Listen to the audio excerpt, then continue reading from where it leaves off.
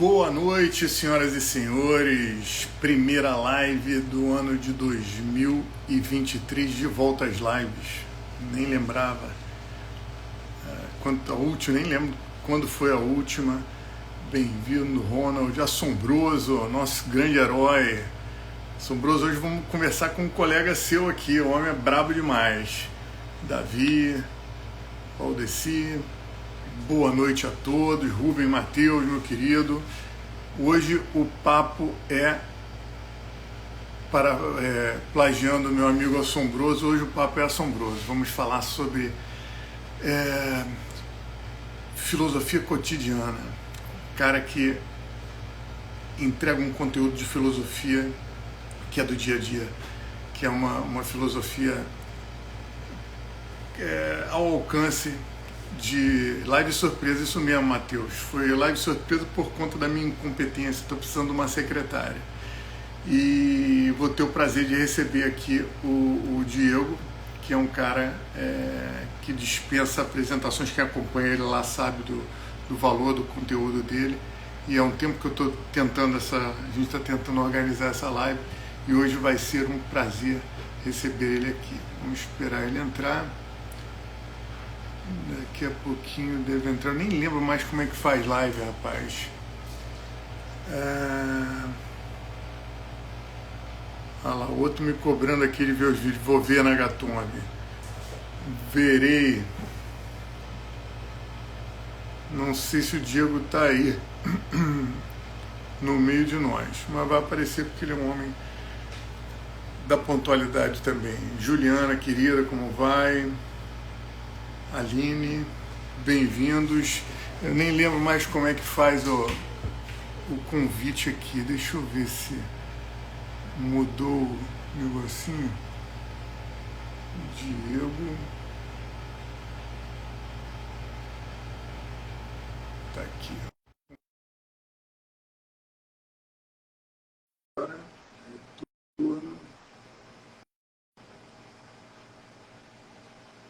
Aguardemos. Olha ele aí.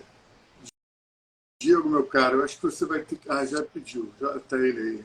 Salve, Diego. Boa noite. Fala, meu amigo, boa noite. Deixa eu botar meu fone aqui que eu esqueci desse detalhe. Tá me ouvindo bem aí, Rafael? Perfeito. Acho que todo mundo também tá tranquilo, a imagem também tá boa? Tá ótimo. Tem um quadro aí interessante, não dá para decifrar não, mas eu gostei. É importante, esses bonequinhos aí são importantes aí para o pessoal entender as coisas. Sem esses palitos aí é brabo. Legal, bacana. Vou apresentar aqui você para o meu público. Diego Reis, comando anfíbio, né?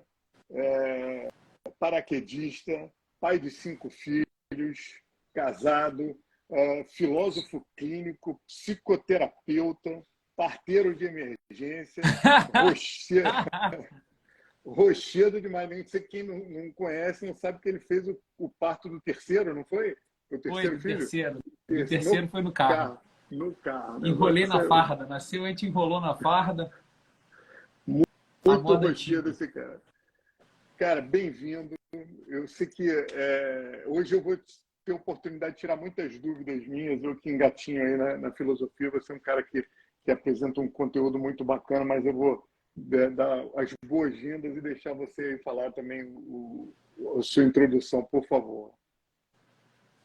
Claro.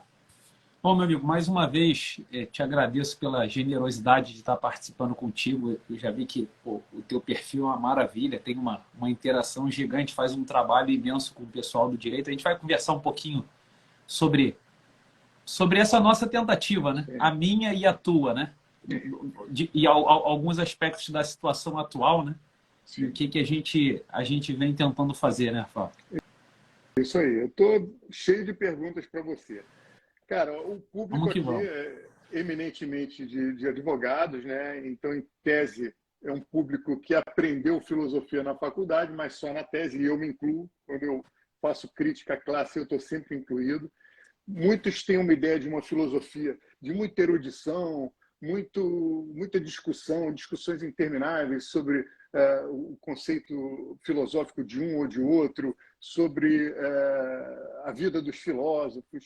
E você foi o primeiro cara que eu vi no Instagram dando apresentando uma filosofia do dia a dia. Por isso que eu até sugeri o título Filosofia Cotidiana, porque você traz uma filosofia de ideia e vida prática, uma análise, exame de situação, uma consciência muito bem formada a respeito do papel e tudo mais, e apresenta essa filosofia do dia a dia. Aí vem a primeira pergunta de leigo total. O que seria a filosofia clínica? Porque eu vejo sempre as pessoas falar professor de filosofia, mas poucos se colocam como filósofos. Eu vi no seu perfil filosofia clínica. É isso? É a filosofia aplicada? É a clínica ou é uma análise? Me explica aí essa ramificação, se é que eu posso chamar assim, por favor. Então, meu amigo, assim, eu vejo que muito da minha a experiência que me levou a buscar esse tipo de coisa, ela já me transformou num buscador da filosofia nesse aspecto que eu aplico aí, né? Então você vê, eu sou militar de carreira e eu sou fuzileiro naval da Marinha, entrei na Marinha desde 2002, né? Eu vou fazer agora, dia 20 de janeiro, 21 anos na Marinha, né? Então, eu tinha 15 anos nessa época, Rafael, e eu estudava muito exatas, né? Eu estudava exatas, mas eu estudava exatas com profundidade, assim, sabe? Além de fazer os concursos que eu fazia na época, eu gostava muito de fazer Olimpíadas, né? Então, Olimpíada de Matemática, Física, Astronomia, que foram, assim, as minhas 3 primeiras grandes paixões, né? Sabe? Sim. Então, isso, inclusive, a gente vai falar em algum momento, quando eu falar numa espécie de justiça distributiva, eu pretendo falar sobre isso contigo, isso me protegeu de muita coisa, inclusive, né? Ter esse primeiro contato com esse tipo de matéria.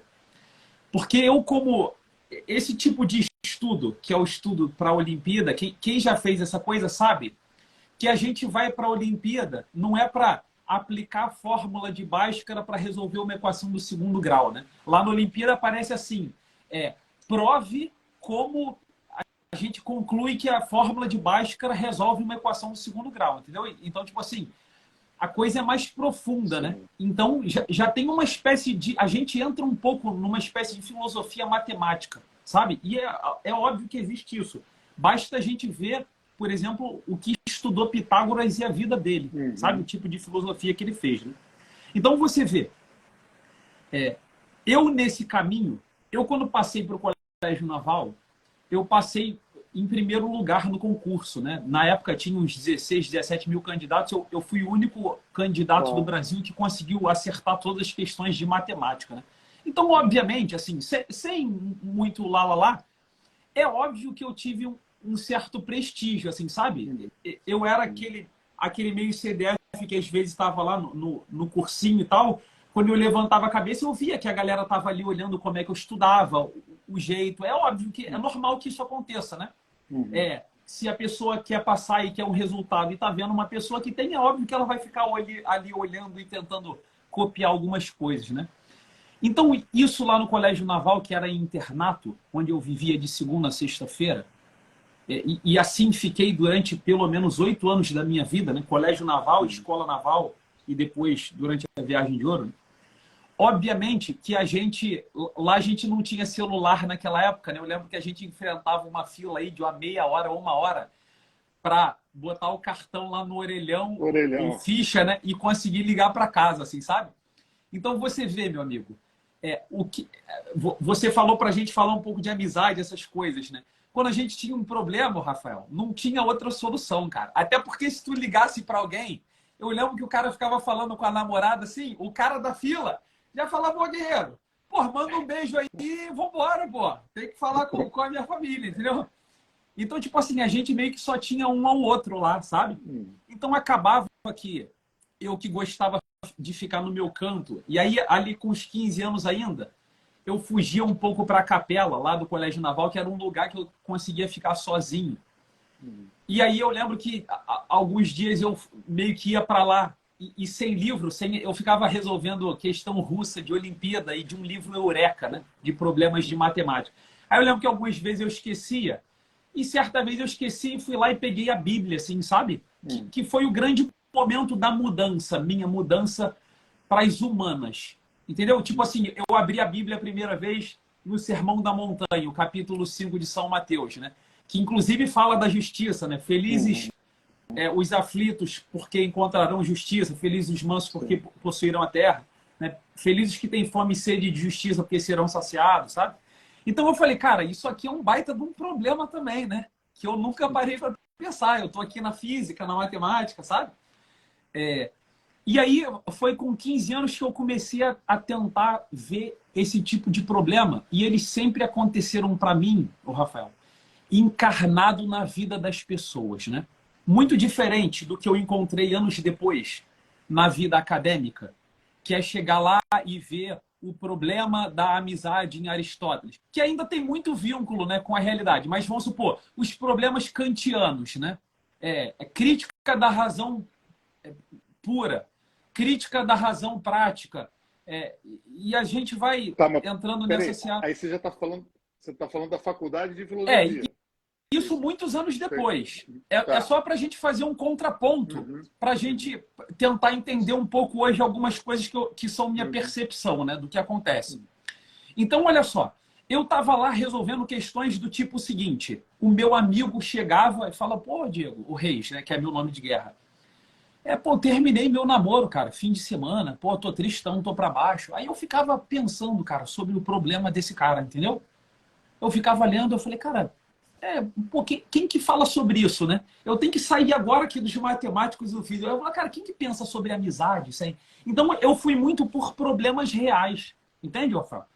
Então, a minha filosofia, eu sempre a busquei para resolver esse tipo de problema. Eventualmente, quando eu tentava resolver certo tipo de coisa e esbarrava em São Tomás de Aquino, eventualmente eu comecei a conhecer os problemas não da justiça comutativa, né? Das coisas que estão mudando e que a gente fica sempre no balanço da justiça tentando achar o direito, né? O reto. Sim. Mas era aquela coisa, porque você vê como é diferente. Assim, acho que o pessoal vai entender perfeitamente isso que eu estou falando.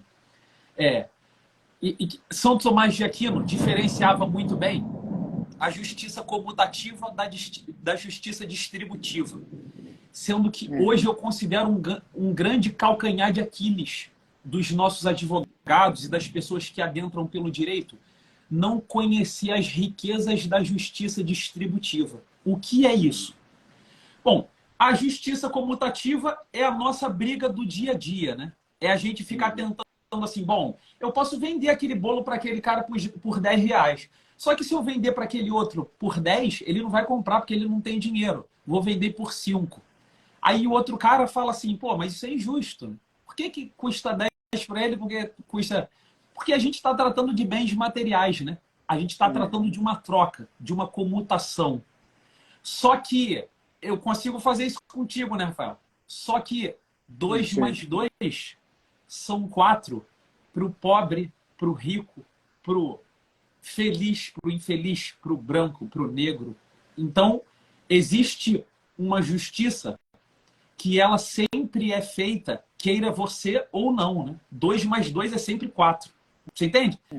E eu vinha muito dessa justiça. Você percebe? Que são as ciências exatas, o mundo metafísico, a tentativa de explicar a prova de Deus pelas 5 vias de São Boaventura, depois abraçado por São Tomás de Aquino, que você já percebeu, né? Que é uma parte extremamente desprezada pelo pessoal hoje. Não é isso? Sim. Essa justiça imutável, né?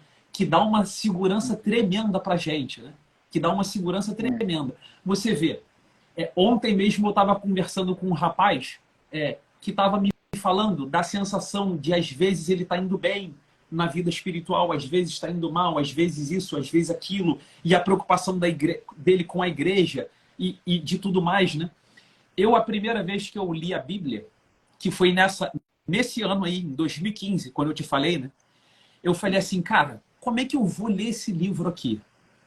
Aí eu peguei um método que é até do falecido recentemente Monsenhor Jonas Abib, que ele ensinava a dividir a leitura da Bíblia em 3 pilares, né? Um pilar chamado princípios eternos, o outro chamado ordens de Deus e o outro chamado promessas de Deus. Então, lá nos princípios eternos, eu escrevia o quê? 2 mais 2 são 4. O que eu escrevia lá? As portas do inferno nunca prevalecerão sobre a igreja. Eu falei, cara, aconteça o que acontecer, e isso é um 2 mais 2 são 4, você percebe? Isso é uma justiça distributiva. A justiça distributiva, ela não é trocada entre mim e você. Ela é dada por alguém que está acima de nós e que distribui. E que distribui à medida que a graça dele, que a bondade dele, a benevolência dele, quer dar pra gente. E não adianta eu falar, pô, mas eu sou melhor do que ele. Essa justiça de cima fala, pois é, 2 mais 2 são 4 para você e para ele. Você vê, existe uma... Né? Isso. Eu estou tentando explicar aqui de uma maneira popular, você percebe, né? Porque realmente essa é a minha seara. Você entendeu, Rafael? Fazer com que as pessoas realmente no dia a dia, quando elas estão angustiadas, porque elas estão vendo a justiça que elas anseiam, que gera a aflição do evangelho para elas, né? Felizes os aflitos, porque serão saciados. As pessoas que às vezes olham para tudo que está acontecendo ao redor dela e vão vendo tudo ruim e a esperança delas vai ruindo junto, sabe? O que fica? Ela precisa conhecer as riquezas dessa justiça. Então, aí entra na questão da verdade, do amor à verdade, né? Porque quando a gente conhece essa verdade e proclama essa verdade, o que a gente aprendeu a chamar, grosso modo, ou na teologia, de um ato de fé, né? Um ato de fé. A gente... E você vê, há uns anos atrás eu recebi uns e-mails. Hoje em dia eu não sei se ainda tem isso, porque o e-mail é menos usado, né? Mas tu lembra dos e-mails que tinha assim, Rafael? Quando você estiver triste, recite essa frase. Quando você estiver angustiado, recite essa frase. Quando eu li aquilo, eu falei, cara, aquilo é um remédio. Aquilo ali foi chamado por Evagrio Póntico, né? Um monge lá do Oriente. Aqui no Ocidente a gente conhece os 7 pecados capitais por São Gregório Magno, né? No Oriente, eu morei uma época lá no Oriente Médio, no Líbano, né? Eles conhecem os 8 logismoi de Evagrio Póntico, que tem os 7 pecados e mais a soberba, né? Que não é considerado pecado capital. Evagrio Póntico, ele criou um método chamado método antirrético, que é o método a Juliana aí, ó, já decorou aí, ó. Minha aluna de todos os cursos, uma das minhas melhores alunas, a Juliana, já botou ali, ó, antirrético. O método antirrético é você proclamar uma verdade, uma justiça imutável, que te dá uma segurança quando toda justiça mutável está te fazendo ficar desorientado no mundo. Você percebe? Então você vê, acho que você já percebeu nitidamente que hoje falta para uma pessoa que adentra o direito essa segurança, né? Sim. Bom, ela vai conhecer o mundo da justiça. Então a gente percebe nitidamente que uma pessoa que começa a entrar no mundo da justiça sem uma estrutura fixa, ela vai viver numa espécie de mundo, numa espécie de terremoto, né? Fala, cara, o meu chão tá tremendo. Esse é o direito comutativo, na verdade. Não é assim? Que a gente fica lutando e fala, cara, como é que pode? Pô, hoje eu fui botar gasolina, pô, R$4,90. Amanhã ontem eu fui botar gasolina, R$6. Aí antes de ontem eu fui botar gasolina. Eu falei, cara, como é que se planeja um roteiro de vida assim? Entende? Como é que a gente se desvencilha do caos do dia a dia para tentar ter uma ordem, né? Que é essencial para a nossa vida. Eu que tenho várias crianças, uma das coisas sem as quais elas não sobrevivem é a ordem, né? Que a gente chama hoje de um dos pilares dos 4 hábitos, sabe? Então, hoje, o que eu faço hoje, meu amigo, é tentar sistematizar essa experiência que eu tenho buscado aí nesses 21 anos. Você entende? Eu depois cheguei no mundo acadêmico, depois de um tempo, né? Deixa eu só fazer um parênteses. Pode falar. Uma dúvida. Mas essa aplicação prática é a filosofia clínica? Então, ou eu estou viajando? Essa é a filosofia clínica, que hoje, o que eu entendo, né? Quando eu fiz uma pós-graduação de filosofia clínica, aí você tem lá as matérias que são consideradas como métodos clínicos de aplicar a filosofia. Falou, cara, uma das matérias é chamada maiêutica, que é o quê?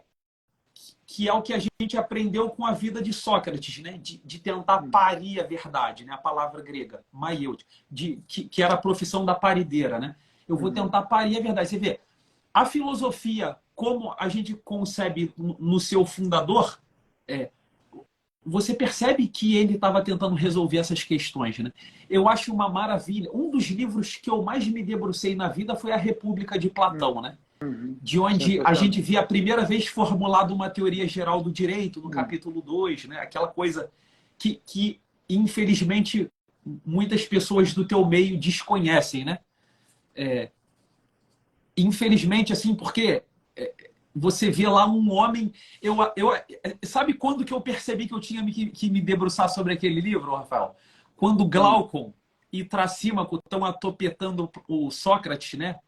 Escrito lá por Platão, e Glaucon fala assim: Sócrates, você que dedicou uma vida ao estudo da justiça. Eu falei, porra, meu amigo, tem alguma coisa aqui nesse livro, entende? Tem um cara que se debruçou uma vida sobre a justiça e o direito, né? E ele vai falar a experiência dele. Então, o que eu acho muito bonito é que Sócrates, ele está resolvendo esses problemas do dia a dia, né? Você vê que ele está ali, eles estão vindo, eles começam a conversar, aí tem uma festa à noite, aí ele fala de um cara que é mais rico e que está sentindo uma angústia, né? Ou se ele não se sente culpado, ou se o pai do Glaucon, ele é um senhor, mas ele é um senhor e ele está contente com a vida que ele levou. Então eles vão discutir por que ele está em paz e não está angustiado, e ele conhece outros senhores que vivem angustiados, sabe? Então eu aprendi essa filosofia. A filosofia que Aristóteles dizia que era uma espécie de... Porque é uma espécie de amizade, né? Tem o radical filia, uma amizade com a sabedoria, né? Sim. Entende? É um dos nossos tipos de amores. A filosofia é um amor, é uma filia. Assim como a filia, os gregos, ou C.S. Lewis, quando fala dos seus 4 amores, né? Coloca a filia, a filosofia é um desses amores, né? Então, é um amor humano para levá-lo à excelência, à felicidade. Sim. A filosofia é um movimento humano, sabe? Ela é um movimento humano. Você viu, Rafael? Então, como é que eu, por exemplo, explico esse movimento humano da filosofia, que é um amor a uma sabedoria que está vivendo essa justiça normal do dia a dia e que está querendo colocá-la num patamar de durabilidade, onde a gente nunca mais perca esse amor. Ainda que tudo nesse mundo possa ruir, a gente coloque os nossos amores, né, num degrau acima, onde eles fiquem intactos. Assim como eu faço com o filho, né? Quando tudo está desordenado, eu abraço meu filho como quem fala assim, meu filho, pode cair tudo, mas o papai vai proteger você. Eu vou fazer você durar. As coisas vão cair aqui em volta, mas eu tô contigo. Você entende? A gente quer fazer isso com as coisas. Aí você vê, Rafael, eu começo a explicar isso na minha palestra, na live da verdade que está aí, pela experiência, uma experiência do café, né? Ou então explico com o meu filho brincando de carrinho.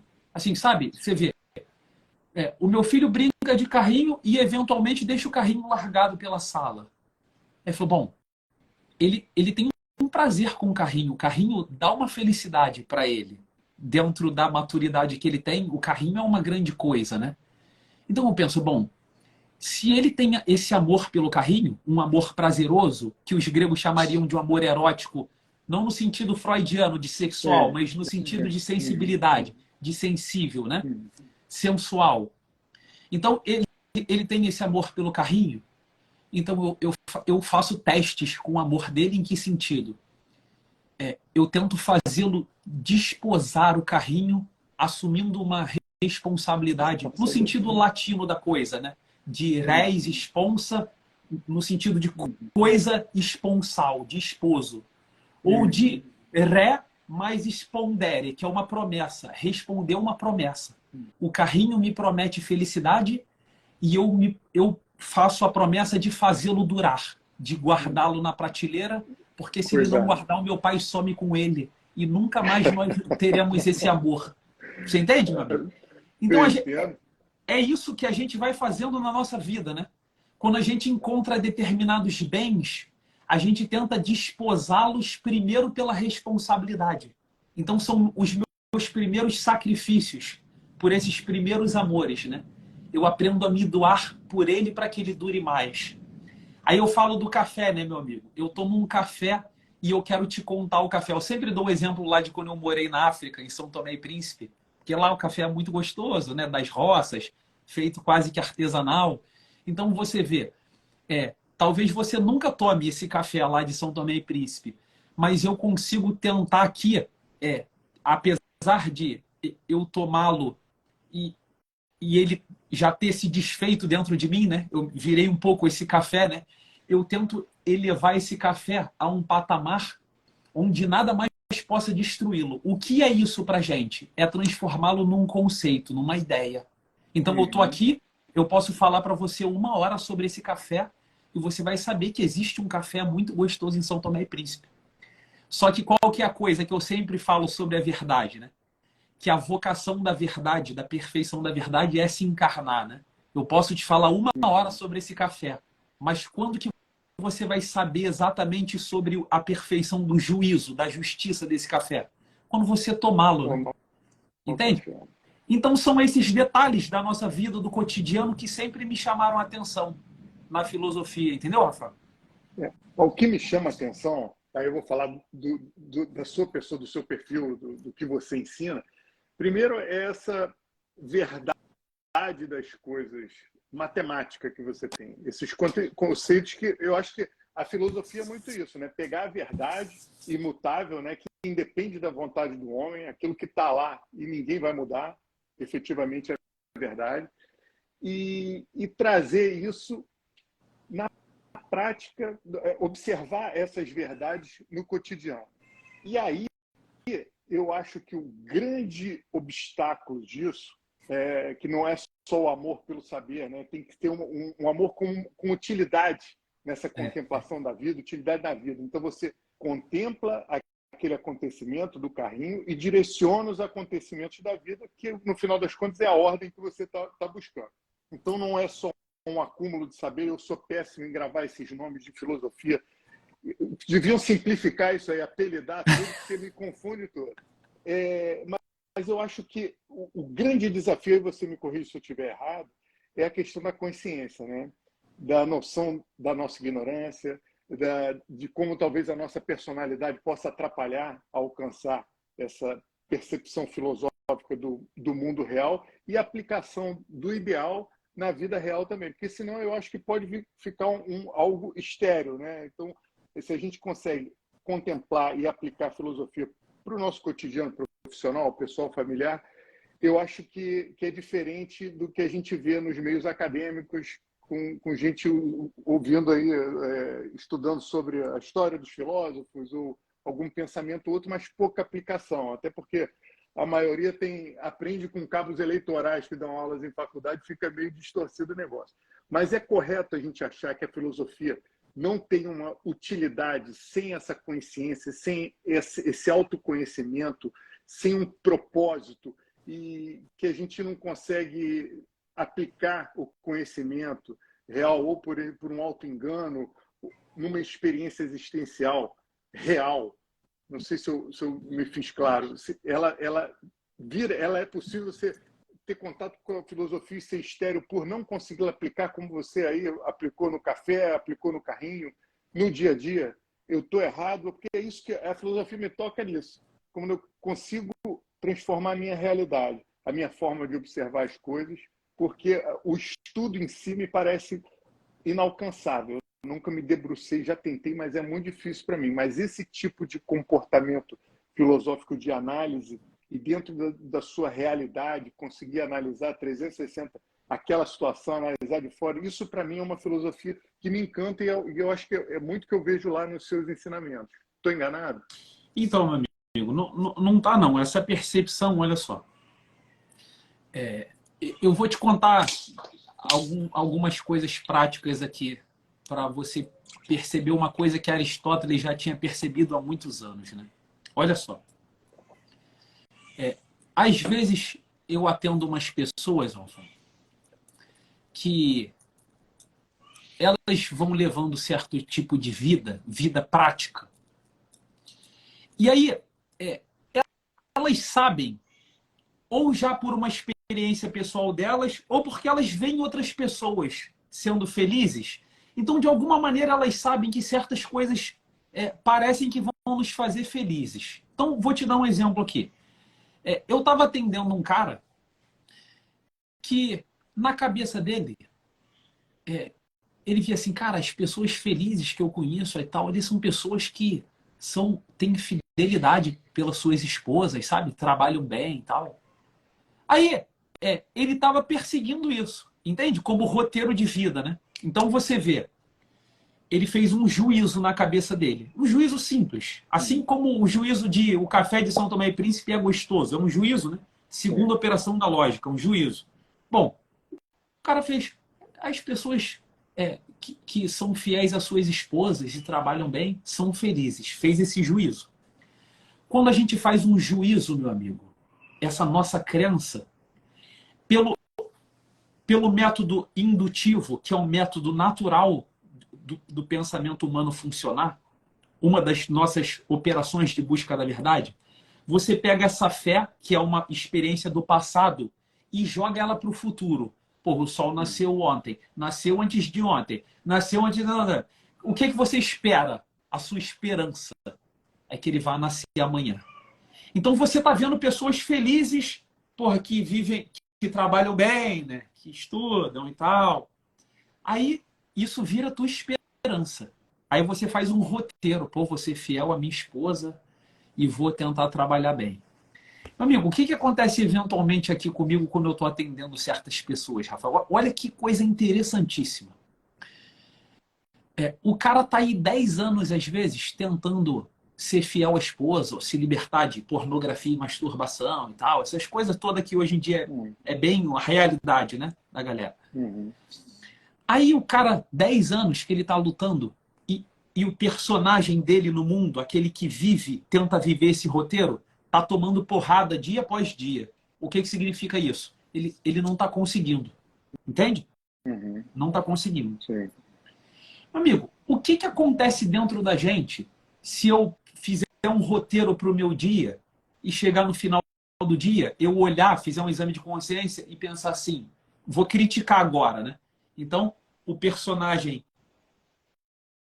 apresentou o roteiro no palco lá, conseguiu, né?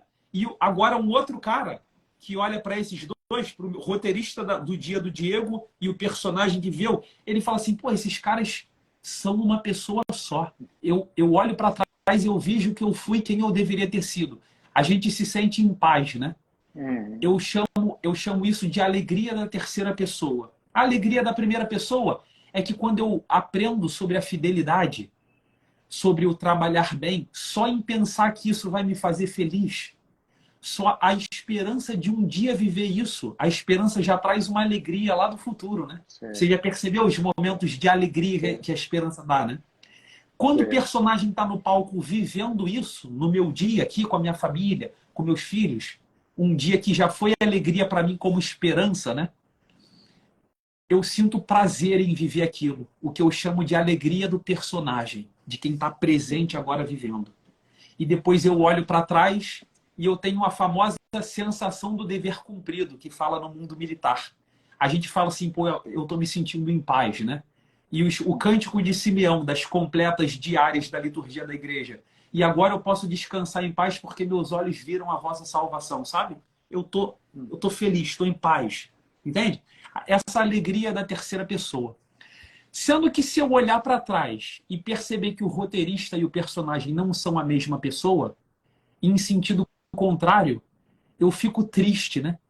Parece que sai uma força de mim que me suga para a terra e meu ombro já cai, entende? E eu deito na cama já derrotado, entende? É uma espécie de depressão, a tristeza, sabe? A minha energia vai embora, é consumida e eu fico ali naquela tristeza da não realização, de não ser eu mesmo.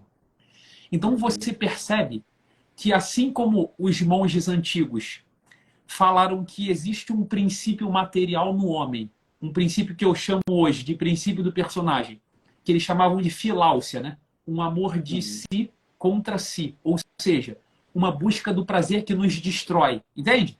Tipo assim, eu sei que as drogas estão me destruindo, só que eu não consigo largar as drogas porque elas me dão um prazer momentâneo.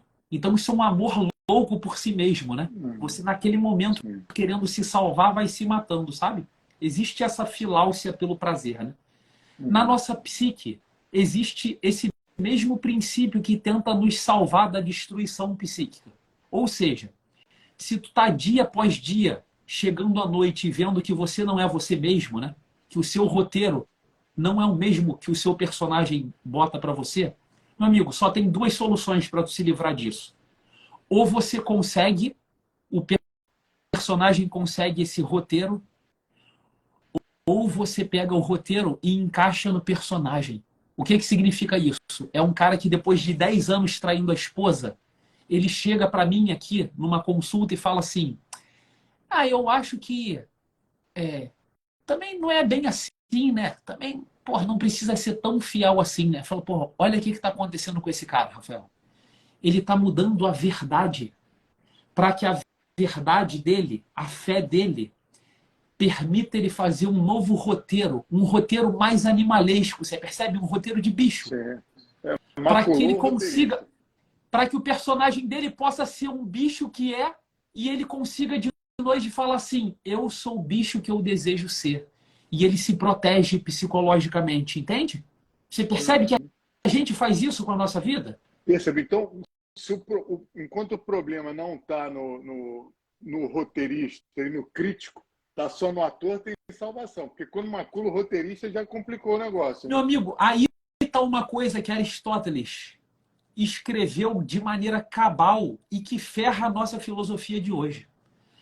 O que eu estou falando para você, cara, na prática? Que um cara viciado e não virtuoso, ele não pode fazer filosofia, porque ele vai amar a mentira, porque a mentira faz com que ele, pelo menos, possa fazer a psique dele não se desesperar. Você entende o que eu estou te falando? A gente aprendeu a chamar isso de ideologia. O que é a ideologia? A ideologia é a ideia que veste o homem, e não o homem que veste a ordem do mundo, a ideia da verdade, né? Então, muitas que beleza... vezes bem elaborada, mas sem substância de verdade. Meu amigo, então que beleza que é quando Sócrates tenta explicar para Glaucon e Tracímaco o que é a justiça.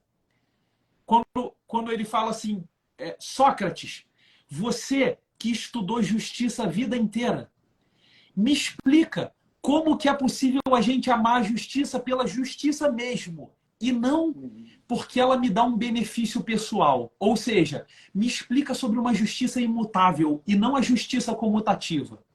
O que Sócrates faz? Ele fala: olha só, vamos fazer o seguinte, deixa o homem de lado e eu vou te explicar como é que funciona o mundo. E aí ele dá a introdução ao que a gente aprendeu sobre tudo sobre governos, né? Porque ele começa a montar uma cidade desde dos guardiões e vai explicando da educação dos guardiões, ele monta a cidade inteira, localiza a justiça dentro da cidade, ou seja, ele é uma espécie de cara que fala assim: cara, tudo está mudando aqui embaixo, entendeu, Glaucon? Olha para o céu que lá tudo é fixo, tudo é fixo. Então, quando a gente vê a ordem do que é fixo, a gente vê com tudo que está lá em cima que se parece com a gente. E a gente se ordena por aquilo que está parado. Entende? Aquilo vai curar a gente. Aí ele vê uma ordem de uma cidade inteira e depois aponta o que é a justiça dentro do homem. Você percebe que a gente aprendeu hoje a fazer o contrário, né? Sim. A gente pega a nossa justiça, que está permeada das nossas doenças, porque a nossa psique vai nos proteger contra ela, e a gente transforma a nossa justiça na justiça do mundo. A gente veste o contrário. A gente veste o roteirista com o nosso personagem animal. Entende? Então, Aristóteles falava: o homem, antes de ser um intelectual, ele precisa ser virtuoso. Senão ele não vai eternizar a verdade. Ele vai eternizar a mentira, porque a mentira é o seu amor. Entendeu, meu amigo? Que maravilhoso. Então você Isso é maravilhoso. vê, o que hoje você espera de um cara que vá para o direito e vá tentar fazer uma justiça perfeita? Perfeita, né, a esses moldes do que a gente pode com 2 mais 2 são 4. Né? O que a gente espera de um cara desse que não tenha fidelidade à sua esposa? Tu acha que vai sair um amor... É difícil, né? Entende? Não é muito difícil, não, da gente perceber como é que a coisa funciona. Assim, sabe? Então você vê as pessoas falando... E eu vou te falar, isso que eu tô te falando, meu amigo, isso me deu uma grande tranquilidade quando eu adentrei a academia, né? Para fazer uma faculdade de filosofia. Porque a minha angústia de ver as pessoas pregando e falando tudo que elas estavam falando já me mostravam que elas não estavam falando sobre a verdade imutável, mas que elas estavam falando de um amor louco que elas têm por elas mesmas e que elas precisam tentar enfiar aquilo no mundo, porque senão elas nunca vão dormir em paz. Entendeu? Então, você vai abrir aqui uma brecha para eu já encaixar minha terceira pergunta. Mas antes eu vou fazer um registro aqui. Você falou da sua aluna, lá, o comentário da minha aluna Juliana também. Provavelmente não aprendeu no meu curso, mas aqui, ó. Lembra a prudência segundo Aristóteles e São Tomás de Aquino. Ser prudente no aqui e agora. Aplicação da razão prática no dia a dia, seguindo uma deliberação, juízo e decisão prudente. Tá vendo? Também tem aluna alto nível. Aí, ó. Prudência, justiça e temperança, né? As minhas três pessoas vivem sob essa natureza aí que ela falou. Muito legal. Diego, olha só, a gente está falando aqui dentro de um contexto de advogados, alguns acadêmicos, que a gente vem de uma formação deficitária. O contato com filosofia vem por Comte, Marx, Engels, en passant na faculdade, sem um conhecimento, profissionais que chegam na carreira, chegam para a advocacia, sem um conhecimento das tradições e dos conceitos do meio profissional. Muitos hedonistas, sentimentalistas, relativistas e todos, sem exceção, se sentem obrigados a ter opinião e refletida sobre tudo. Então, eu gosto de pensar numa filosofia que não é só erudição, né? Que é essa busca por essa verdade fixa, e o direito deu essas verdades fixas no direito natural, né? Coisas que independem da vontade humana, são imutáveis. E a gente vive uma situação de divórcio dessa realidade. Eu, salvo engano, pelo menos eu li há muitos anos atrás, que a matemática era a ciência mãe da filosofia, eu acho que por conta dessas imutabilidades, né? Desses resultados certos que não vão mudar. Mas a gente evoluiu, e muito embora ainda para ser um PhD, o conceito de PhD de filósofo, né, que conheceu os princípios e as imutabilidades da sua ciência que está envolvido, você virou um PhD. Esse PhD gerou hoje vários ramos do direito que negam o justnaturalismo, negam a lei que transcende a vontade do homem. E aí a gente tem um ativismo judicial, eu não queria entrar nesse mérito, mas a minha pergunta é o seguinte: para esse cidadão que, como eu, está querendo ter um contato, quer ser um PhD sem uma vida acadêmica, dando o braço para a filosofia, ou seja, uma filosofia aplicada ao cotidiano, é possível ou tem que seguir esse seu caminho de vida acadêmica, fazer uma faculdade, ou é possível buscar esse conhecimento, se aprofundar mais nessa lógica filosófica? Então, Rafa, olha só, é totalmente possível, né? Eu diria para você o seguinte, essas minhas conquistas, que eu considero minhas conquistas, elas aconteceram todas fora do mundo acadêmico, tá? Por que eu fui para o mundo acadêmico? Porque, bom, em determinado momento da minha vida eu pensei assim, cara, eu estudo há tantos anos filosofia, né? Por que não? Eu já tinha percebido como é que funcionava algumas coisas, né? Eu, por exemplo, nessa época, eu já vi o professor Olavo de Carvalho dando aula aí, já o acompanhava há muitos anos, desde 2008 ali e tal. E eu pensei assim, cara, pô, mas se tá tão ruim assim no meio acadêmico, que quem encostava no Olavo de Carvalho, ele falava isso o tempo todo, né? Eu pensava assim, pô, meu amigo, então aqueles caras lá precisam de ajuda. Você entende, Rafael? Eu não sou o tipo da pessoa que... eu não gosto de atirar pedras assim num lugar sem tentar acender a luz antes. Você entende? Eu não gosto, não é muito meu feitio, assim. Tipo assim, vamos supor, se eu tivesse que falar mal de alguma coisa aqui, eu ia, antes de falar mal, eu ia tentar dar uma solução possível para a coisa. Eu ia, pô... Você tenta antes de tirar a areia da sandália, né? É isso. Eu acho que a gente tem que muito... Eu falei, cara, por que alguém vai ficar aí só? Entende? Mas o próprio professor Olavo de Carvalho, depois de um tempo, ele dizia, né? Olha só, a gente precisa ir para a academia, assim. Eu já ouvi falando de...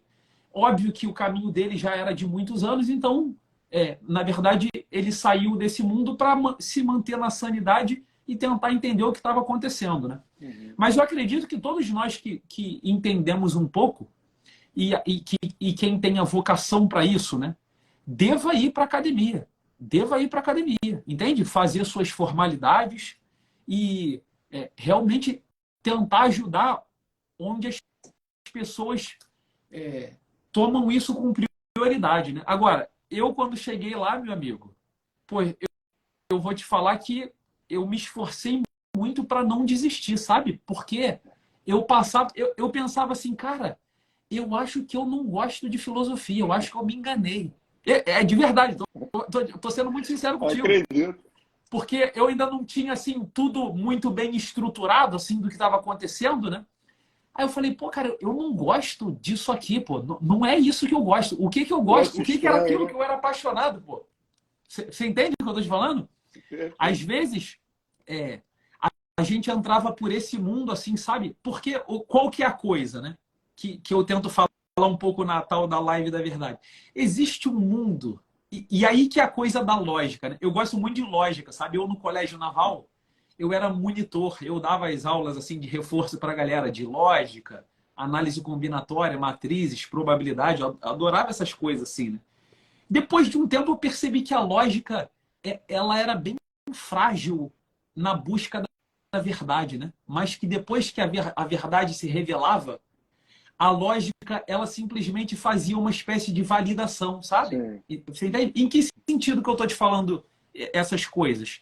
Eu falo, olha, pela lógica, o café que eu tomei lá em São Tomé e Príncipe, ele pode tudo. Ele pode ser tudo. Você entende? A lógica permite tudo. Mas quando ele se apresenta, você deixa ele se manifestar, você deixa o seu intelecto passivo se transformar nele e depois o intelecto ativo tentar ordená-lo. Quando você prova esse café, deixa de ser um pouco de ego para se tornar um pouco café, porque acontece isso na prática, né? A gente tenta fazê-lo durar mais, ou seja, a gente está amando o café. Quando isso acontece efetivamente, meu amigo, você vê que o mundo todo das possibilidades da lógica, ele se afunila, né?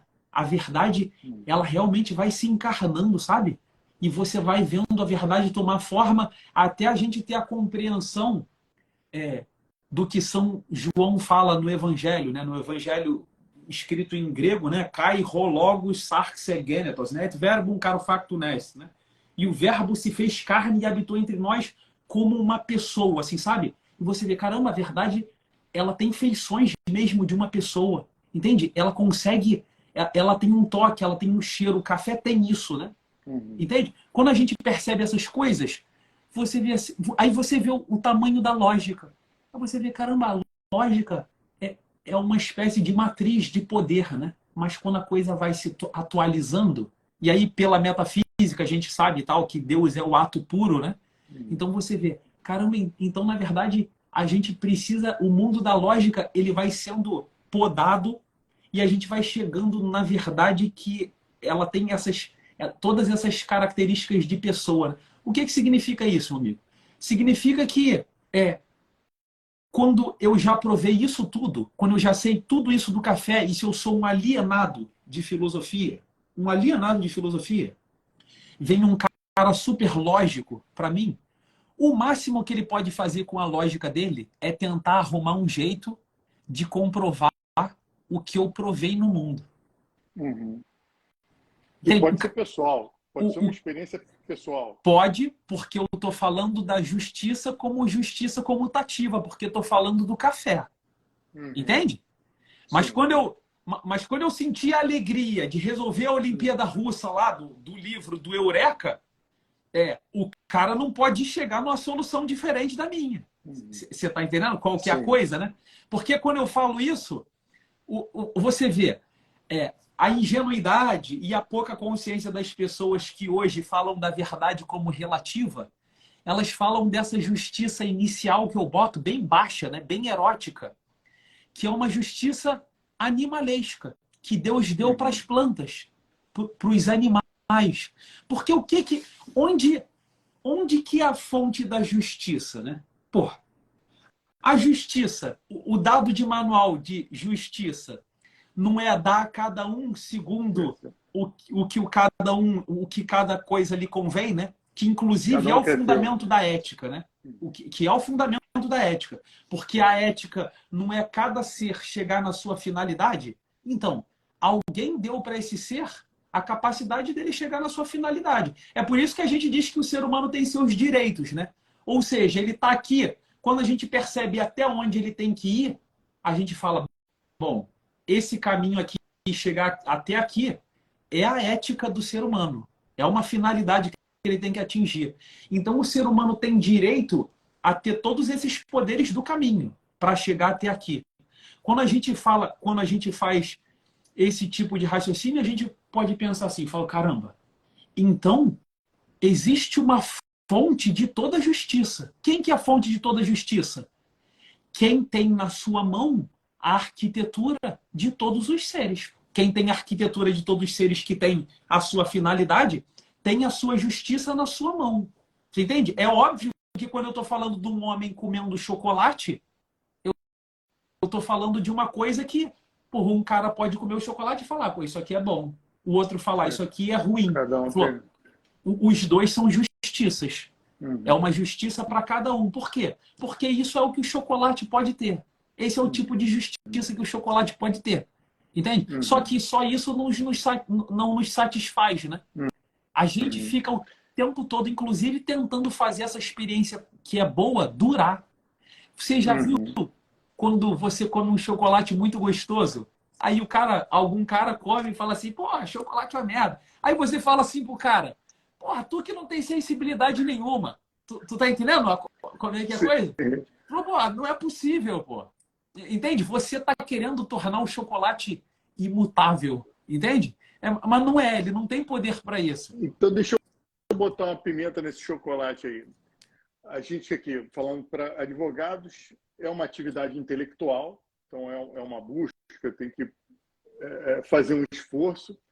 E tem muito relativista fazendo interpretações. E é indispensável, a advocacia é indispensável para a regulação das relações sociais e deveria ser mais objetiva.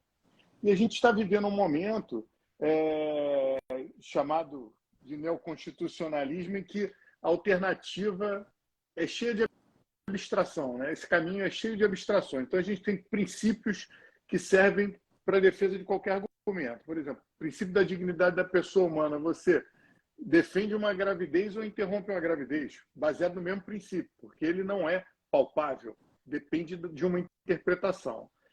Que tipo de filosofia o profissional do direito deve buscar? Que tipo de análise, o encaminhamento para fugir dessa relatividade do chocolate?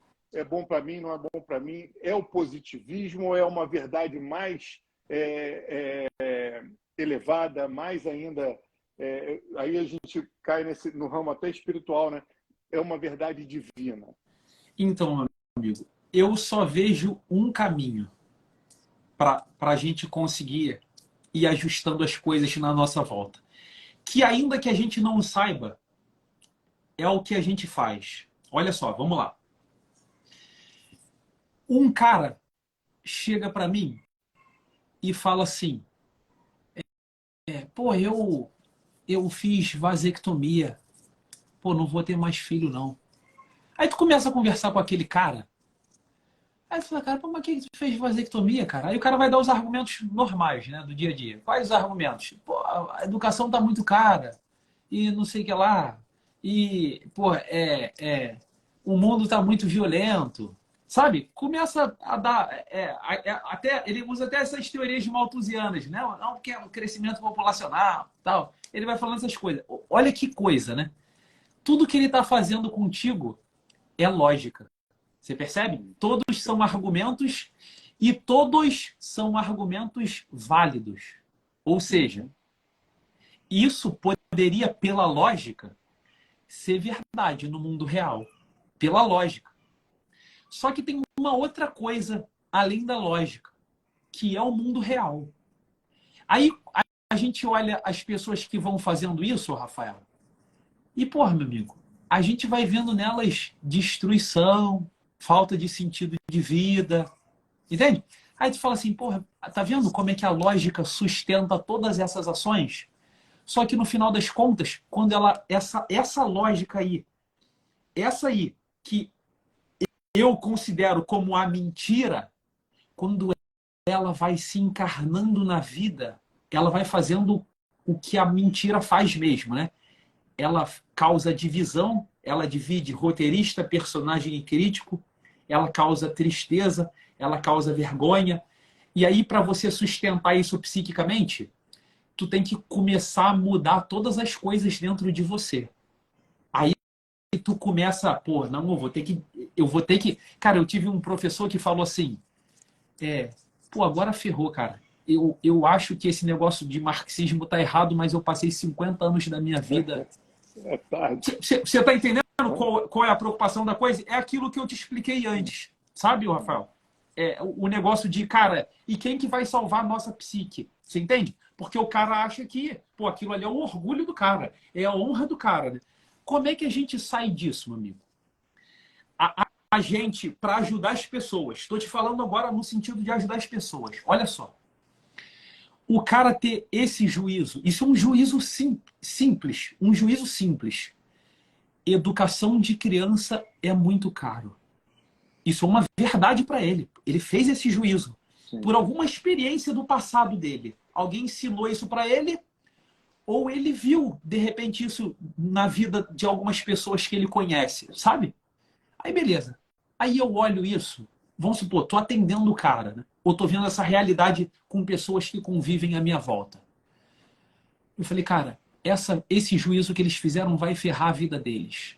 E é simples de perceber que vai ferrar. Quer ver? Eu vou te dar um exemplo simples aqui. Olha só. Eu, durante 8 anos da minha vida, vivi em pastoral de rua e dormia na Presidente Vargas com os pobres. É uma época da minha vida solteiro que eu queria ser franciscano, né? Então eu dormia na Presidente Vargas, fiz amigos na rua, entendeu? E conheci pessoas felizes na rua, que aprenderam a ser felizes ali. Por quê? Porque viram que o materialismo estava uma merda, né? Angariaram outros poderes, mais duráveis até. E vi pessoas muito bem estabelecidas materialmente se matarem, né? Então, beleza, ok. Aí o cara faz um juízo desses. Pô, eu não vou ter mais filho porque educação tá muito cara. Quando esse cara faz esse juízo, essa verdade na cabeça dele, Rafael, isso vai mudar a vida dele completamente. Porque isso é uma ordem mental, né? Isso é uma ordem, é uma hierarquia, você percebe? O materialismo está acima. O materialismo está acima da vida. Então, se a vida não consegue atingir esse materialismo, ela não vale a pena. Você percebe? Quando o cara só faz esse juízo, meu amigo, ele já está botando uma possibilidade de lógica na cabeça dele, onde toda espécie de materialismo pode matar a vida humana.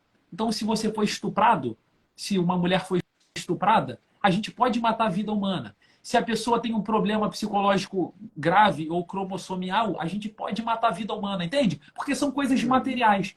Um juízo ridículo, né? Meu amigo, como é que a gente cura isso numa pessoa?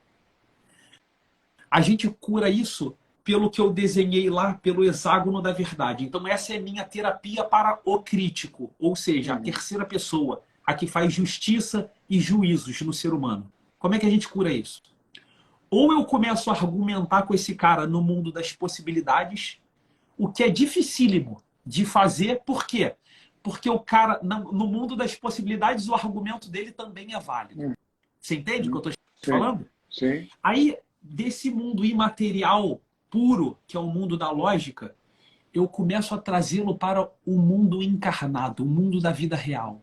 E falar essas coisas que eu falei aqui, por exemplo. Pô, meu amigo, ó, no mundo real eu conheço gente que tem uma porrada de filho. O porteiro do meu prédio antigo tinha 7 filhos. Pô. Eu conheço o porteiro lá que tinha 7 filhos, as crianças felizes, a família dele. Aí o cara, porra, será? Eu tirei ele do mundo da possibilidade pura e levei ele para o mundo da verossimilhança, né? Sim, Discursos de Aristóteles. Ou sim. seja, no mundo real tem alguma coisa que se parece com esse argumento que o Diego me deu e que não é o meu. Aí, se eu começar a mostrar mais coisas para ele no mundo, existe um momento, meu amigo, e essa é a coisa da beleza da justiça, né? Existe um momento reto, que é o momento do equilíbrio da balança da justiça, de um ponto de inflexão de uma função sinoidal, onde esse cara passa do juízo dele da verdade para o meu juízo da verdade. Quando a gente chama isso no discurso aristotélico de probabilidade. Então esse cara fala assim, porra, mano, eu acho que o Diego tá certo. Quando isso acontecer a primeira vez na vida dele, meu amigo, a balança da justiça humana se equilibrou no direito, você entende? No direito, tá? A direção, né? O reto direito da justiça, né? Porque o direito é um fruto da operação da justiça, né? Existe até essa diferença na mitologia grega da deusa da deusa Temis, né? Que é a justiça pré-olímpica para a justiça já de Zeus, né? Temis tem filho com Zeus e depois tem a filha Diké, né? De onde vem o nome grego de justiça, né? Aí, beleza. Quando essa balança da justiça passa para o meu lado, agora ele começa a olhar. Então você vê, eu estou fazendo uma terapia nele. Você percebe? Ainda no mundo imaterial, passando Mas para o material. contemplativa. Oi? Contemplando, mas contemplativa das circunstâncias, da realidade, da verdade. Sim, sim, Filosófico. sim. E aí, meu amigo, chega o momento derradeiro onde não a filosofia, o amor a essa verdade, a essa justiça que está despertando no coração dele, ela só tem uma vocação. Não tem mais limite agora para a lógica dele. Agora, o vai ou racha. O que é o vai ou racha? Agora ele vai tentar tomar o café, entende? Ele vai tentar encarnar aquilo no mundo. E ele vai... Isso acontece direto comigo, cara. O nego fala, eu chego no quartel e falo, pô, Regis, decidi ter outro filho. Tu me convenceu. Eu tô te falando, é todo esse processo até o cara encarnar no mundo e ele perceber que, puta, cara. Porra, ele fala assim, como que nego não tem filho, cara? Que alegria gigante de uma presença, de uma verdade que se encarna na frente dele. Você entendeu? Então, meu amigo, quando você vê que tem uma coisa da verdade que ela é muito pessoal, né? Sim. Eu consigo, no consultório, te fazer várias coisas por você, meu amigo. Eu consigo ajudar teu crítico, ajudar teu roteirista, mas a verdade ela tem uma vocação de encarnar numa pessoa, você entende? Que é Só uma você pode cheirar isso, pô. que é uma engrenagem social incrível, né? Porque o É, mundo né? botar as coisas nos seus devidos lugares, é um ato de justiça, é maravilhoso. Então, eu vou aproveitar e vou fazer outra, pegar esse gancho e fazer outra pergunta. Tem aquele conto do Machado de Assis, que é o caramba, esqueci o Medalhão. Até eu fiz uma live com o Vitor Salles Pinheiro, seu amigo, falamos sobre esse conto. E a impressão que eu tenho é que o pai do Medalhão, o pai que aconselha o filho a ser um bosta, né, a ser um medíocre, ele teve essa transformação, essa busca pela verdade e vivia numa sociedade medíocre. Eu acho que ele não encontrou felicidade nisso e botou o filho para ser medíocre daquele jeito. Porque era um cara falava bem, tinha uma vivência, na minha interpretação, tinha uma vivência filosófica e falou para o filho renunciar aquilo tudo para poder ser feliz. Para viver essa verdade, para viver essa filosofia na prática, eu imagino que tenha que ter uma renúncia renúncia, na vivência dessa filosofia. A gente tem que, ao aderir à verdade, a gente tem que ter uma renúncia de uma série de coisas, inclusive de pessoas, né? É possível buscar alcançar essa verdade sistematizada com princípios, sem sofrer nesse mundo, sem se afastar das pessoas desse mundo atual que a gente vive, viver no mundo, nessa loucura, conseguir estar protegido por essa lógica, não é lógica, por essa verdade encontrada que a gente adere, sem mudar de amizades, enfim, mudar mesmo de perspectiva. Porque Aristóteles falava que, esqueci o Agostinho, agora não me lembro, que amigo é aquele que ama e odeia as mesmas coisas que você. Santo Tomás de Aquino. Então, é possível viver isso com amigos que não estão abertos a essa verdade, não estão abertos a essa busca pela verdade? Então, meu amigo, olha só, isso depende do nível de maturidade de cada pessoa, né? Porque, olha só, acho que é uma coisa simples. Se uma pessoa ainda vive nesse nível que eu te falei, da comutação, da justiça mutável, se ela ainda não tem segurança de qual é a verdade para ela, porra, eu já vi isso adoidado, pô. O cara vai lá, não, porque eu vou lá ajudar aquela galera lá, pô, da universidade, o caramba. Amigo, em um ano o cara tá defendendo as mesmas ideias dele. Entendeu? Eu falei, o que aconteceu? Ele falou, pô, você tava na mutabilidade. O cara que mudou você, pô. A verdade é essa. A personalidade mais dura é como o diamante, né? Cadeia de carbono. A cadeia mais dura vence o outro, pô. Não tem jeito. Então, é preciso... Realmente é a força da personalidade, no sentido da unidade dessas três pessoas, que fazem com que a gente tenha liberdade, Rafael, de estar em qualquer lugar com qualquer pessoa para fazer o nosso trabalho. Então, olha só, vou te dar um exemplo. A gente pode se tornar amigo de uma pessoa que talvez não seja tão virtuosa, às vezes nem tão parecida com a gente, para ajudá-la. Você entende? Uhum. A gente pode fazer isso. Eu estou te falando aqui, por exemplo, de alguns casos, e até outros que eu tenho de exemplo meu pessoal, onde eu fiz o trabalho de, cara, esse cara aqui eu vejo que ele tem dúvidas e que ele quer a verdade, assim, sabe? Mas é um cara que, às vezes, pô, ainda vive uma vida meio depravada, você entendeu? A gente vê, cara, ali no quadro da minha sala, num quadro grande, cheio de santos, tem um santo lá, São Felipe Neri, né? São Felipe Neri, ele ficou famoso por umas histórias que testaram ele, levando ele para prostíbulos, né? Na época, no século XVI, na época que ele viveu, né? Para tentarem pegá-lo com a boca na botija, sabe? Aí o nego deixava ele um tempo lá, pô, aí daqui a pouco, caraca, já tem mó tempão, pô, ele já deve estar lá dentro, lá todo entregue. Aí chegava lá dentro, ele estava confessando, a mulher ajoelhada, chorando. Entende? Tipo assim, eu tô te falando desse tipo de coisa, sabe? De um cara que... O exemplo é maravilhoso. Que tem uma justiça onde ele pode ir para transformar o meio animalesco dele numa coisa mais durável. Ele pode fazer isso, né? Agora você vê, que tipos de instrumento a gente tem para isso? Rafael, a gente tem algumas coisas, cara, que a gente tem que saber certos poderes que a gente tem para a gente poder viver essa prática, né, da filosofia e da verdade. Então, olha só, você vê que existe uma estrutura mitológica comum de todas as crenças humanas, onde o ser humano, ou tudo que existe nesse mundo, vem de uma passagem do caos para a ordem, né? Então, você vê, a mitologia grega é assim, o Gênesis é assim, não é isso? No começo, a terra disforme, escura, né, vazia, e aí no primeiro dia cria o céu e a terra, no segundo dia, né? Não é assim? A passagem do caos para a ordem. E isso é muito nítido quando a gente olha a vida de uma criança, né? Então, olha só, a gente vai adquirindo certos poderes na vida, né? Você vê a criança, né? Ela começa ali, pequenininha, vai adquirindo força. Aí ela quer ordenar o mundo com a força.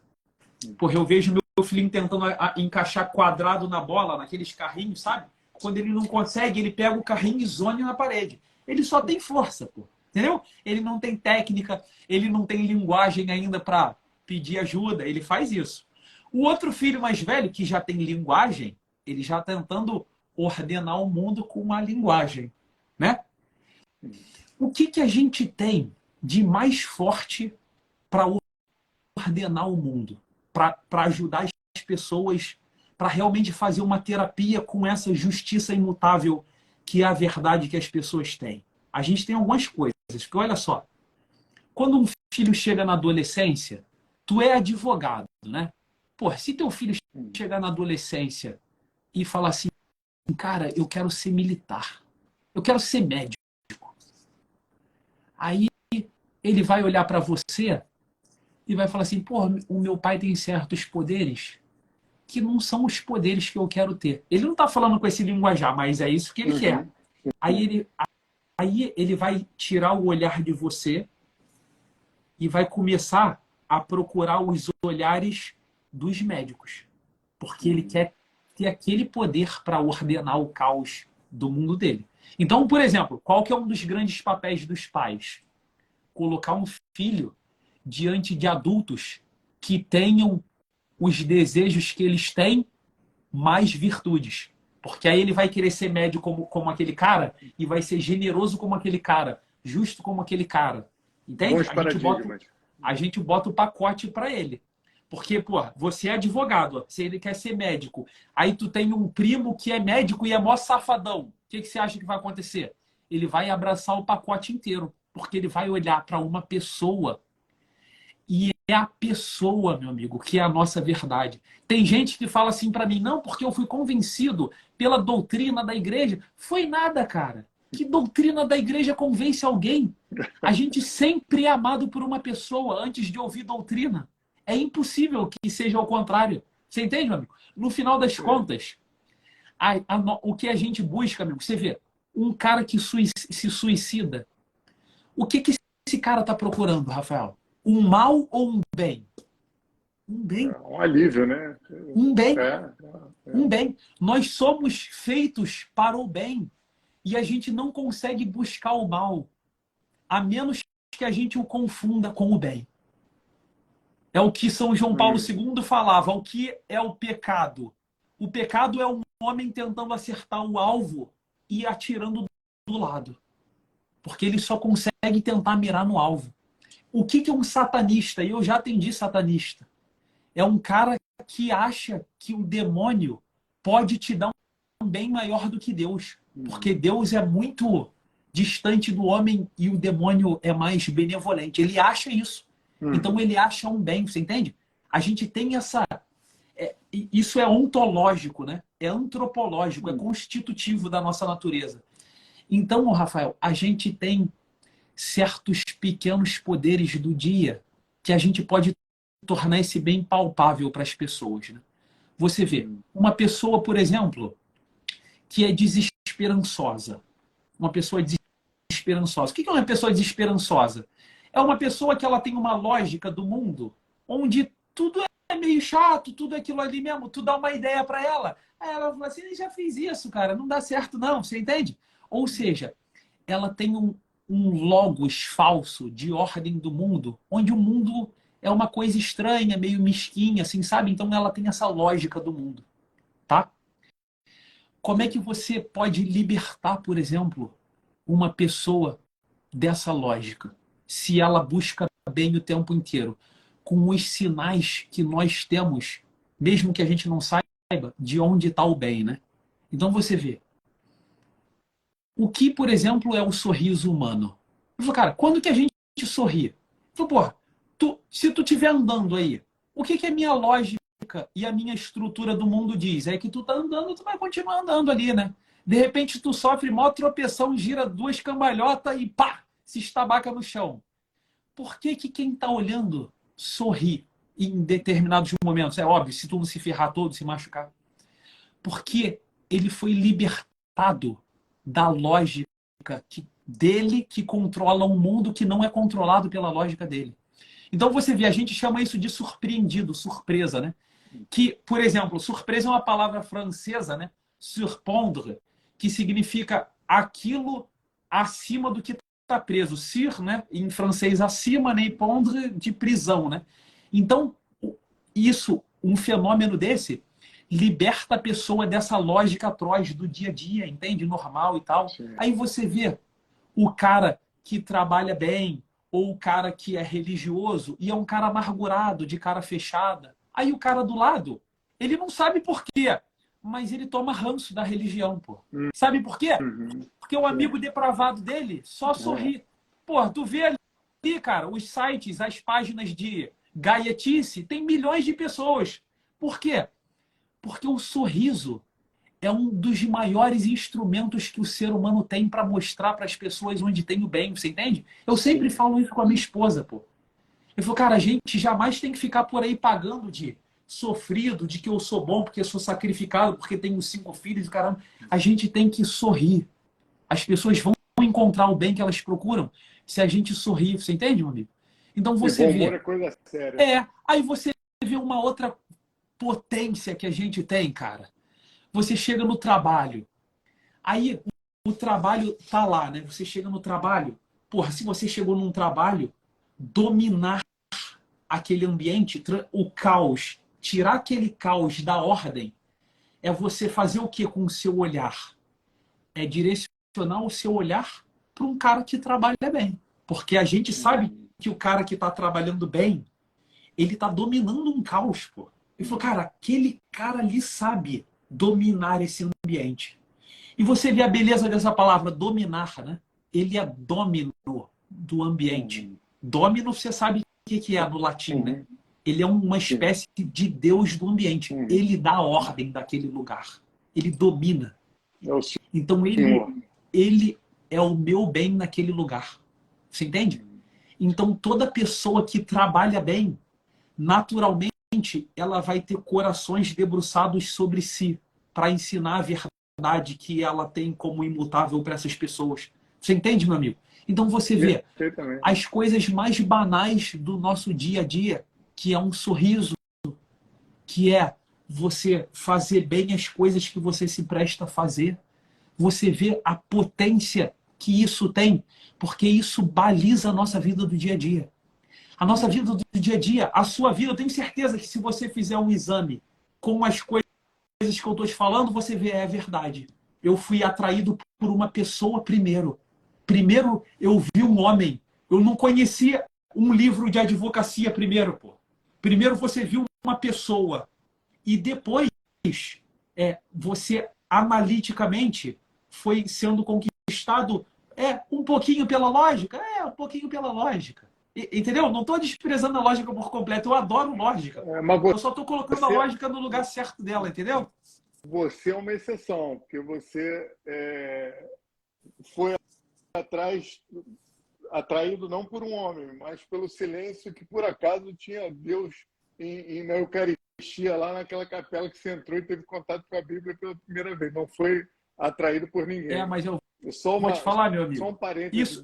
Isso, olha só, isso na verdade não é uma exceção. Porque quando a gente para pensar nesse fenômeno, né, que você está falando de...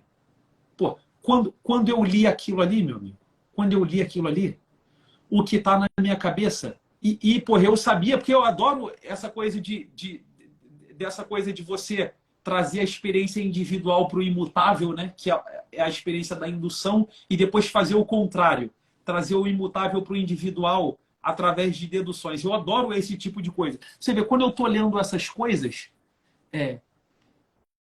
eu não estou lendo a lógica formal daquelas coisas. Eu estou lendo a materialidade daquelas coisas. Então você vê, se eu não tivesse as pessoas que encarnavam aquilo que eu estava lendo, já dentro de mim, por presença, aquilo ali não ia significar nada para mim. Sim. Você percebe que aquilo ali só remonta pessoas. Aquilo só remonta pessoas, pô. Não, eu não posso, não tem como ser atraído por essa palavra, você entende? Você entende a fraqueza da lógica formal, né? Que as pessoas acham que a materialidade das coisas é a potência das coisas porque ela é a presença encarnada. Você entende? A gente, Então você vê hoje como é que estão as coisas, né? A gente está trocando as... Você vê, a Igreja Católica, eu sempre gostei muito de ler histórias da Igreja Católica, né? A Igreja Católica, ela tem um grande problema que permeia toda a sua história, que se chama gnosticismo, né? Falou, cara, tu vê toda vez que a gente cai no gnosticismo é o quê? É quando a gente deixa aqui o mundo real e começa a subir e vai para o mundo da gnose. Aí a gente começa a esquecer do mundo real. Você entende? Eu só fui profundamente atraído por aquelas palavras porque eu li aquilo ali e falei assim, o que é isso aqui no mundo real? Você entende? Sim. E eu vou te falar, quando eu li isso, sabe o que eu remontei de imagem quando eu li o Sermão da Montanha? Eu remontei exatamente a uma fita de videocassete que eu tinha visto da Madre Teresa de Calcutá. Você entende? Então tem até um cenário belíssimo no filme de Madre Teresa, que são os hindus discutindo o lado de fora e falando assim, oh, ela tem que sair daqui porque ela está destruindo nossa religião, tá não sei o que lá e tal. Aí os caras, ok, vamos expulsá-la, vamos expulsar. Quem vai entrar lá para expulsá-la? Tu já viu o filme de Madre Teresa de Calcutá? Não. Aí o cara decide, aí fala assim para um hindu, vai você, entra lá e fala para ela sair de lá agora e ir embora do nosso país que a gente não precisa dela. Aí o cara sai e entra. Quando ele entra, Madre Teresa está ajoelhada, limpando as feridas lá de um hindu indiano deitado lá com lepra e outras feridas, né, e tal. E o cara tá sorrindo e ela tá sorrindo para ele. Aí esse cara para, se emociona, volta, sai. Tipo assim, eles, tu viu? Decidiram tudo logicamente, com todos os argumentos, tudo bonitinho. Aí o cara sai e fala assim, porra, é melhor ir outra pessoa lá, que eu não vou. Não dá, não. Não dá pra mim, não. Porra, você entende, meu amigo? Eu falo, cara, a lógica não é nada perto da presença de uma pessoa que está realizando, que está encarnando a finalidade do homem, você entende? Que é sorrir e ser feliz, pô. Que é toda a filosofia das virtudes de Aristóteles, né? Entendeu? Legal, cara. Muito legal isso. Então, o segredo está nessas coisas aí, meu amigo, que é a vida comum, entende? É o dia a dia, pô. São nossas amizades, os sorrisos, as pessoas que trabalham bem. Aí está o fundamento de toda a estrutura filosófica do mundo, pô. Essa sua experiência na Presidente Vargas me lembrou uma secretária que eu tinha, que fazia também esse trabalho, evangélica. Ela ia dar comida para o sopão, né, que eles chamavam, para os moradores de rua, e ela voltava assim, doutor, mendigo não toma Rivotril, o cachorro do mendigo é obediente, tem alguma coisa errada com o mundo. E quando os mendigos estão cheios de filhos na rua? Pois é, exatamente. Cheio de criança pequena. Mas muito a lógica... Bom, cara, você entende, meu amigo? A lógica permite tudo. Exatamente. Exatamente. Nossa live aí foi muito boa. Vou ter que eu mesmo reassistir aqui, vou recomendar para todo mundo. Maravilha, meu irmão. Foi um prazer imenso, cara. Não, mas espera aí, calma aí. Eu esqueci de te dizer, mas aqui tem uma tradição que a gente pede sempre para o convidado deixar um legado aí de indicação de 3 livros. Imagino que um seja a República, estou só chutando. Pô, pelo teu público, acho que a República é importante, né? Bom, eu acho que se o pessoal... assim, eu queria muito que o pessoal... Não digo nem... Já que tu tocou, por exemplo, no professor Vitor Salles, né? E eu queria deixar para o pessoal sobre as virtudes, porque eu acho que o pessoal entendeu, né? Sim. O livro das virtudes, do professor Vitor Salles, é um bom livro para a galera fazer isso. E eu acho que um bom livro que o pessoal possa... Bom, a gente já falou da República, um de virtudes. Eu acho que um bom livro para a galera tentar encarnar mais assim essa coisa da vida intelectual, né? Ter mais esse equilíbrio. Pode ser o livro do Padre Sertillanges, né? Que é a vida intelectual. Sabe qual é, né? Porque lá as pessoas, quando se deparam com aquele livro, né, elas falam, bom, a vida intelectual, né? Aí o cara começa a ver várias coisas da vida prática, né? Então eles tomam um susto, assim, sabe? Entende? Então a gente consegue trazer o cara, tirar o mundo lá do mundo das possibilidades e tentar o cara permear, né, toda a substância da vida humana, que perpassa não só esse mundo intelectual desse cara aqui, entende? Do crítico, né? Mas que também passa por esse cara aqui de sentir, de tocar um filho, de olhar nos olhos dele, entende? Que é a nossa personalidade por inteiro. Senão a gente se perde no gnosticismo, que hoje a gente costuma chamar de idealismo, né? Transformar a potência em ato. Bom, professor Diego, você tem material didático a respeito das 3 pessoas que habitam em nós? Queria ler mais a respeito. Então, isso é o que eu estou divulgando aos poucos, né? Eu tenho feito os cursos, aí em breve,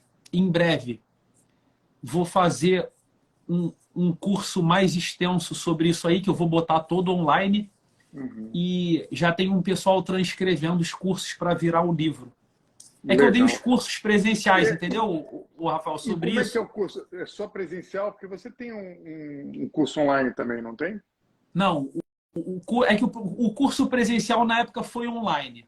Só que também foi vendido online, né? Só que ele foi feito lá naquela época e acabou. Eu não tenho um curso lá em alguma dessas plataformas para tu chegar lá agora e comprar. Entendeu? A previsão é que mês que vem a gente tem esse curso. Que vão ser as junções dos cursos que eu fui dando por módulos presencialmente, né? Que é toda essa introdução dessas 3 pessoas, como eu faço a terapia de cada uma delas, entende? Como que é a nossa vida no dia a dia é baseado nisso aqui, entendeu? Isso aqui é uma tentativa minha de muitos anos de organizar algumas coisas, das coisas que eu fui lendo de Santo Tomás de Aquino, dos livros sobre Trindade aí, que eu sempre li muito, tá? Que são essas coisas do dia a dia, né? Vou divulgar quando abrir aí esse curso. Beleza, meu irmão. Bom, te agradeço. Cara, foi um prazer gigante. Essa live aí tava arrastada desde aquele churrasco lá atrás. Churrasco, nem mais qual foi o ano. É verdade. Mas tem que agradecer o Adriano e a Paula Serra também, né? Isso que eu ia fazer agora, Adriano. Não tinha nada disso aqui. Exatamente. Muito obrigado, cara. Foi muito legal. Todo mundo elogiando que live. Parabéns pelo trabalho. Realmente um trabalho primoroso. Tenho o maior prazer em acompanhar. A minha filha que frequenta ali o Centro Cultural da Lagoa, uma amiga falou, você tem que ir lá no Diego Reis, fala uma filosofia que é muito dia a dia e tal. Eu falei, vou fazer uma live com ele, Fernando. Maravilha. Muito legal. Bom. O importante é esse mesmo, é ajudar as pessoas no dia a dia, né? Acho que isso é o fundamental. Um beijo na família toda. Forte abraço. Beijão para vocês todos também, meu amigo. Beijo para todos aí. Fica com Deus. Em breve a gente se esbarra e se fala por aí. Falou, querido. Um abraço. Tchau. Fica com Deus. Tchau.